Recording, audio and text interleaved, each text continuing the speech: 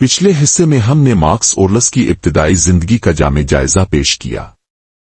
121 ईस्वी में एक मुअज़्ज़ज़ रूमी खानदान में पैदा होने वाला मार्कस ओरलस बचपन ही से एक मुनफरिद दास्तान का आगाज था। वालिद के इंतकाल के बाद वालिदा और करीबी रिश्तेदारों ने न सिर्फ उनकी बुनियादी तरबियत बल्कि अखलाकियात, अदब और फ़लसफ़ा की इब्तिदाई तालीम भी दी।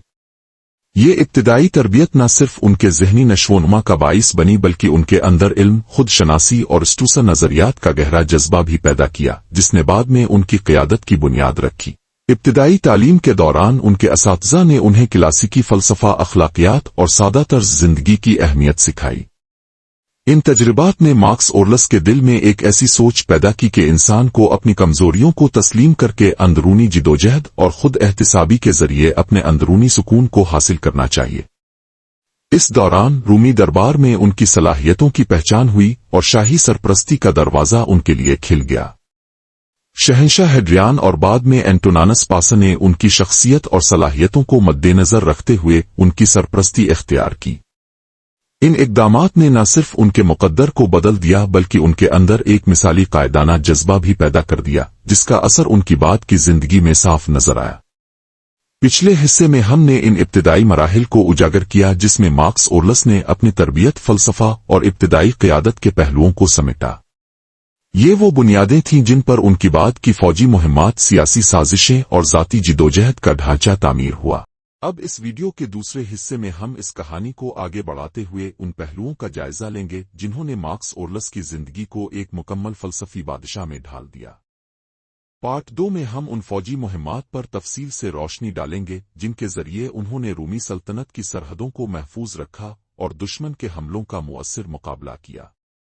साथ ही रूमी दरबार में मौजूद सियासी साजिशों और दाखिली तनाज़ात का भी जायजा लेंगे जिन्होंने उनकी क़ियादत को एक मुनफरिद इखलाकी और ज़हनी मजबूती फराहम की।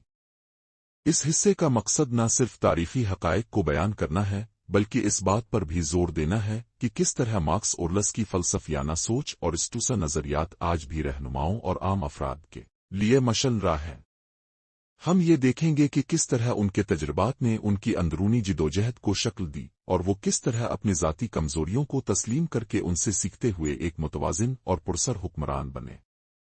इस वीडियो में अब देखेंगे कि कैसे एक आम रूमी बच्चा जिसने इब्तिदाई तरबियत और इखलाकी उसूलों को अपनाया बाद में एक अजीम फ़लसफ़ी बादशाह के रूप में उभरा। हम ये भी जानेंगे कि कैसे मार्कस ओरलस ने न सिर्फ फौजी मैदान में बल्कि सियासी दरबार में भी अपनी क़ियादत के जरिए अवाम का एतमाद जीता और उनके अंदरूनी सुकून को बरकरार रखा। ये सफ़र हमें बताता है कि हकीकी क़ियादत और कामयाबी सिर्फ बैरूनी फ़तह और ताकत में नहीं बल्कि अंदरूनी सुकून, अखलाक और उसूलों की मजबूती में पोशीदा होती है। आज के दौर में जब ज़हनी दबाव और अदम इस्तेहकाम आम है तो मार्कस ओरलस के इस्तूसा नज़रियात और फ़लसफ़ा हमें ये सबक देते हैं कि किस तरह अपनी अंदरूनी ताकत को पहचान कर हम जिंदगी के हर चैलेंज का मुकाबला कर सकते हैं। आइए इस फिक्री सफ़र का आगाज करते हैं और देखते हैं कि मार्कस ओरलस की दास्तान कैसे हमें आज भी रहनुमाई का पैगाम देती है। ये वीडियो न सिर्फ तारीख़ी हक़ाइक़ को उजागर करेगी बल्कि हमारे अंदर एक नया हौसला और मुस्बत सोच भी पैदा करेगी जिससे हम अपनी जिंदगी में बेहतरी ला सकेंगे। मार्कस ओरलस के दौर में फौजी मुहिम्मात का किरदार रूमी सल्तनत की बका और वसत के लिए बुनियादी हैसियत रखता था। बैरूनी दुश्मनों, खास तौर पर जर्मन कबाइल की मुसलसल धमकियों और हमलों ने रियासत की सरहदों को तहफ़्फ़ुज़ देने की ज़रूरत को बढ़ा दिया। मार्कस ओरलस ने न सिर्फ रिवायती जंगी हरबों का इस्तेमाल किया बल्कि जदीद तकनीकों और हिकमत अमलियों को भी अपनाया ताकि फौजी निज़ाम को मजबूत बनाया जा सके। मार्को मीनक वॉर्स के दौरान दुश्मन के हमलों की नौयत इंतहाई मुतनव्वे और पेचीदा थी। जर्मन कबाइल न सिर्फ बार बार हमला आवर होते बल्कि अचानक और गैर मुतवक्के हमले भी करते रहते थे। ऐसे में मार्कस ओरलस ने फौजी तरबियत में तब्दीलियां की जिसमें सिपाहियों को न सिर्फ जिस्मानी बल्कि ज़हनी और इखलाकी तरबियत भी दी गई। वो खुद महाज पर जाकर सिपाहियों के साथ वक्त गुजारते, उनके मोराल को बुलंद करने के लिए उन्हें हौसला देते और हर मुमकिन मदद फराहम करते। सिपाहियों की हौसला अफजाई और नज़्म व ज़ब्त को फ़रोग़ देने के लिए उन्होंने फौजी तरबियत के जदीद तरीक़े मुतारफ़ कराए। सिपाहियों को एक ज़िम्मेदार शहरी के तौर पर तैयार किया गया ताकि वो जंग के बाद भी अपने मुल्क की खिदमत कर सकें। उन्होंने सिपाहियों के दरमियान इत्तेहाद और कुर्बानी का जज्बा पैदा किया जिससे फौजी निज़ाम में एक नई जान आ गई। اس دوران فوجی مہمات کے علاوہ اقتصادی دباؤ اور وباؤں جیسے اینٹونائن پلیوگ نے بھی فوجی اخراجات اور معاشی استحکام کو متاثر کیا۔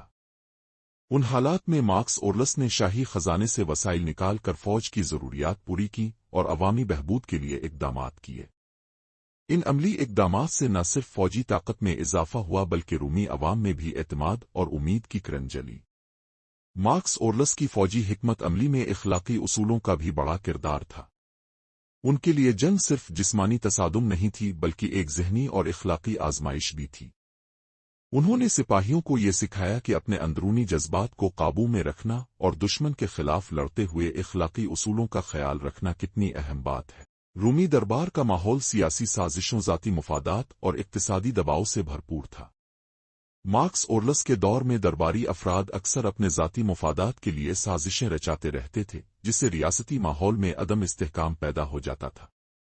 ایسے حالات میں مارکس اورلس نے اپنی قیادت کو انصاف، شفافیت اور اخلاقی اصولوں پر مبنی بنایا تاکہ نہ صرف دربار بلکہ عوام کا اعتماد بھی جیتا جا سکے۔ سیاسی سازشوں کے پیچیدہ ماحول میں ہر روز نئے مفادات اور سازشوں کا وقوع پذیر ہونا ایک چیلنج تھا۔ مارکس اورلس نے اس عدم استحکام کا مقابلہ کرنے کے لیے اپنی قیادت کے اندرونی اصولوں کو مضبوط کیا۔ انہوں نے درباری تنازعات کو اخلاقی رویے اور شفاف فیصلوں کے ذریعے سلجھانے کی کوشش کی۔ انہوں نے ذاتی مفادات کو پیچھے چھوڑ کر عوامی فلاح و بہبود کو اولین ترجیح دی، جس سے دربار میں ایک متوازن اور مثبت ماحول قائم ہوا۔ اس دوران اقتصادی مسائل اور وباؤں جیسے اینٹونائن پلیوگ نے معاشی دباؤ کو بڑھا دیا۔ ریاستی وسائل کی کمی اور اقتصادی مشکلات نے نہ صرف دربار کے فیصلوں کو متاثر کیا بلکہ عوام میں بھی عدم استحکام پیدا کیا۔ ان حالات میں مارکس اورلس نے وسائل کے مؤثر استعمال اور عوامی منصوبوں پر خصوصی توجہ دی۔ ان سازشوں اور اقتصادی دباؤ کے باوجود مارکس اورلس نے اپنے اندرونی سکون اور اسٹوسا فلسفے کو مضبوطی سے تھام کر درباری تنازعات کا مقابلہ کیا۔ وہ جانتے تھے کہ بیرونی حالات ہمیشہ ہمارے قابو میں نہیں ہوتے، لیکن اندرونی رد عمل اور جذبات پر قابو ہمارا حق ہوتا ہے۔ اس فلسفے نے نہ صرف ان کے فیصلوں کو مستحکم کیا بلکہ ان کی قیادت کو بھی ایک منفرد شناخت فراہم کی۔ درباری سازشوں کے تناظر میں انہوں نے مختلف طبقوں کے درمیان ہم آہنگی پیدا کرنے کے لیے عملی اقدامات کیے۔ انہوں نے دربار میں موجود تنازعات کو اخلاقی اور شفاف فیصلوں کے ذریعے حل کیا، جس سے نہ صرف ریاستی ماحول میں بہتری آئی بلکہ عوام کا اعتماد بھی بڑھا۔ یہ سیاسی اور داخلی چیلنجز ایک مسلسل سیکھنے کا عمل تھے، جنہوں نے مارکس اورلس کو ایک بہتر حکمران اور فلسفی بنایا۔ انہوں نے ان حالات میں اپنی قیادت کے ذریعے یہ ثابت کر دیا کہ حقیقی حکمرانی صرف طاقت سیاسی مہارت پر منحصر نہیں بلکہ اندرونی اصولوں اور اخلاقی بنیادوں پر بھی مبنی ہوتی ہے۔ ان چیلنجز کا مجموعی اثر یہ نکلا کہ مارکس اورلس نے نہ صرف درباری سازشوں کا مؤثر مقابلہ کیا بلکہ ایک ایسا نظام بھی قائم کیا جس میں مختلف طبقوں کے درمیان شفاف اور منصفانہ تعلقات قائم ہو سکے۔ یہ سیاسی تجربہ ہمیں یہ سبق دیتا ہے کہ حقیقی قیادت وہ ہے جو اندرونی سکون اور اخلاقی اصولوں کی بنیاد پر اپنے فیصلے کرتی ہے، چاہے بیرونی حالات کتنے ہی پیچیدہ کیوں نہ ہو۔ مارکو مینک وارز کے دوران رومی سلطنت کو جرمن قبائل کی مسلسل دھمکی کا سامنا تھا۔ دشمن نہ صرف سرحدوں پر حملہ آور ہوتے بلکہ اچانک اور غیر متوقع حملے بھی کرتے رہتے تھے۔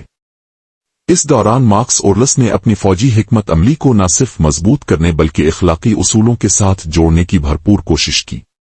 وہ خود محاذ پر جا کر سپاہیوں کے ساتھ وقت گزارتے، ان کی تربیت کرتے اور ان کے مسائل حل کرنے کی کوشش کرتے۔ سپاہیوں کی حوصلہ افزائی اور نظم و ضبط کو فروغ دینے کے لیے انہوں نے جدید تربیتی طریقے اپنائے، جس سے نہ صرف فوجی نظام میں بہتری آئی بلکہ سپاہیوں کے دلوں میں اتحاد اور قربانی کا جذبہ بھی پیدا ہوا۔ درباری ماحول میں سازشیں اور ذاتی مفادات کا ٹکراؤ ایک مستقل چیلنج تھا۔ مختلف درباری افراد اپنی ذاتی خواہشات اور مفادات کے لیے سازشیں رچاتے رہتے تھے، جس سے دربار کا ماحول شدید غیر یقینی ہو جاتا تھا۔ اس کے علاوہ اینٹونائن پلیوگ جیسی وباؤں نے معاشی دباؤ کو بھی بڑھا دیا۔ ان حالات میں مارکس اورلس نے اپنے فیصلوں کو شفاف اور اخلاقی اصولوں پر مبنی بنایا۔ انہوں نے ذاتی مفادات کو پیچھے چھوڑ کر عوامی فلاح و بہبود کو اولین ترجیح دی اور مختلف طبقوں کے درمیان ہم آہنگی پیدا کرنے کی بھرپور کوشش کی۔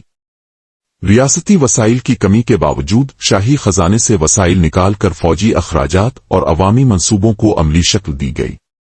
मार्क्स ओरलस की ذاتی जिदोजहद और अंदरूनी तनाज़ात का अमल एक मुसलसल सीखने का अमल था।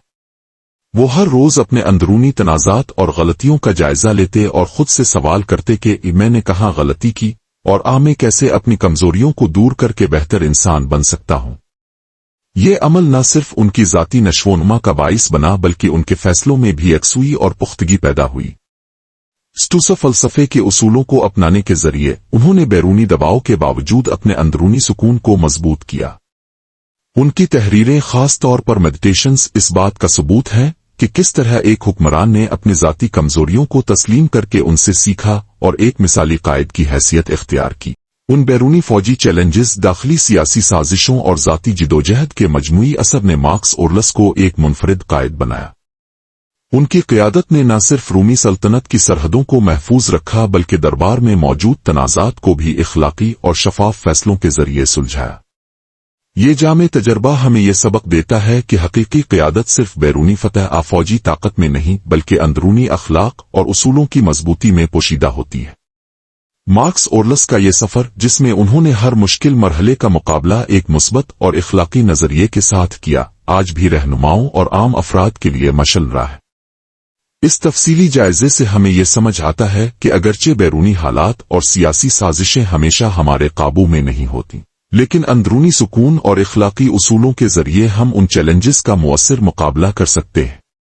मार्क्स ओरलस की फौजी और सियासी जिदोजहद एक ऐसी मिसाल है जिससे हमें यह सबक मिलता है कि हकीकी कामयाबी और क़यादत वो होती है जो अंदरूनी मजबूती और इखलाकी उसूलों पर मबनी हो। मार्क्स ओरलस की जिंदगी का आखिरी मरहला और उनकी वफात भी उनके फलसफे और क़यादत का एक अहम पहलू साबित हुआ। 17 मार्च 180 ईस्वी को शुमाली सरहदों पर जंग के दौरान उनकी वफात हुई, जब वो अपनी फौज के साथ महाज पर मौजूद थे। उनकी मौत का यह वाकया एक फलसफी बादशाह के तौर पर उनकी जिंदगी के इख्तिताम का निशान था, जिसमें न सिर्फ फौजी चैलेंजेस बल्कि अंदरूनी जिदोजहद का भी अक्स था। वफात के बाद उनके बेटे कोमीडस को शहंशाह मुकर्रर किया गया, मगर कोमीडस की हुक्मरानी उनके फलसफा और इखलाकी उसूलों से काफी मुख्तलिफ साबित हुई। मार्क्स ओरलस की मीरास सिर्फ एक अजीम हुक्मरान के तौर पर नहीं बल्कि एक फलसफी बादशाह के तौर पर भी बाकी रही। उनकी तहरीरें, खास तौर पर मेडिटेशंस, आज भी आलमी तारीख और फलसफा की किताबों में एक लाजवाल मकाम रखती है। उनकी मीरास हमें यह सबक देती है कि हकीकी हुक्मरानी सिर्फ फौजी फतह सियासी ताकत से नहीं बल्कि अंदरूनी उसूल, अखलाक और खुद एहतिसाबी पर मबनी होती है। उनके फलसफे ने न सिर्फ उनके दौर के अवाम को मुतासिर किया बल्कि आज भी जदीद रहनुमाओं और आम लोगों के लिए एक मशल राह का काम करते हैं। मार्क्स ओरलस ने अपनी जिंदगी में यह साबित किया कि एक अजीम हुक्मरान वो होता है जो अपनी ذاتی जिदोजहद और अंदरूनी कमजोरियों को तस्लीम करके इखलाकी उसूलों की रोशनी में फैसले करता है। उनकी वफात के बाद भी उनकी तहरीरें और उनका फलसफा नस्ल दर नस्ल मुंतकिल होते रहे और आलमी तारीख में एक रोशन चिराग की मानिंद रह गए। उनके बाद रूमी सल्तनत में सियासी अदम इस्तेहकाम और जानिशीनी के मसाइल बढ़ गए, लेकिन मार्क्स ओरलस की मीरास ने हमेशा एक मुस्बत असर छोड़ा। उनकी तहरीरें आज भी रहनुमाओं के लिए एक रहनुमा उसूल के तौर पर पेश की जाती हैं, जो हमें बताती हैं कि किस तरह अंदरूनी सुकून और इखलाकी उसूलों पर मबनी क़यादत हकीकी कामयाबी का राज है। मार्क्स ओरलस की कहानी हमें ये याद दिलाती है कि जिंदगी के आखिरी लम्हात भी एक सबक के तौर पर काम आते हैं। उनकी वफात ने यह साबित किया कि हकीकी अजमत सिर्फ एक फर्द की जिस्मानी मौजूदगी में नहीं बल्कि इसके नजरियात, उसूल और फलसफे में पोशीदा होती है। ये मीरास आज भी हमें यह सबक देती है कि अगर हम अपनी अंदरूनी ताकत और इखलाकी उसूलों को मजबूती से थामें तो हम अपनी जिंदगी के हर मरहले को बेहतर बना सकते हैं। मार्क्स ओरलस की मीरास न सिर्फ रूमी सल्तनत बल्कि आलमी तारीख में एक ऐसे फलसफी बादशाह के तौर पर याद रखी जाती है जिसने अपनी ذاتی जिदोजहद के जरिए एक रोशन रहनुमा का किरदार अदा किया। आखिर में इस वीडियो में हमने मार्क्स ओरलस की जिंदगी के इन अहम पहलुओं का तफसीली जायजा लिया जो उनकी क़यादत, फलसफा और अंदरूनी जिदोजहद को वाज़े करते हैं। हमने देखा कि किस तरह उन्होंने अपनी इब्तिदाई तरबियत फौजी मुहिम्मात, सियासी साजिशों और ذاتی जिदोजहद के जरिए एक मिसाली फलसफी बादशाह की हैसियत हासिल की। ये वीडियो हमें यह सबक देती है कि हकीकी क़यादत सिर्फ बैरूनी ताकत फौजी फतह तक महदूद नहीं बल्कि अंदरूनी सुकून, इखलाकी उसूलों और खुद एहतिसाबी में पोशीदा है। मार्क्स ओरलस की तहरीरें और स्टूसा नजरियात आज भी हमें बताते हैं कि किस तरह हम अपनी जिंदगी के चैलेंजेस का मुकाबला कर सकते हैं اور اندرونی سکون حاصل کر سکتے ہیں۔ ہمیں امید ہے کہ اپنے اس ویڈیو سے نہ صرف تاریخی حقائق سیکھے بلکہ اپنی زندگی میں ان اصولوں کو اپنانے کا حوصلہ بھی پایا ہوگا۔ اگر آپ کو یہ ویڈیو پسند آئی ہو تو براہ کرم اسے لائک کریں، شیئر کریں اور ہمارے چینل کو سبسکرائب کرنا نہ بھولیں تاکہ آپ کو جلد ہی مزید ایسی معلوماتی ویڈیوز مل سکیں۔ آپ کے تبصرے اور فیڈ بیک ہمارے لیے بہت قیمتی ہے۔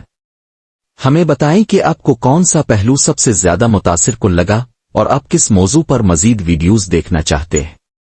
آپ کی رائے سے ہمیں اپنی آنے والی ویڈیوز کو بہتر بنانے میں مدد ملے گی۔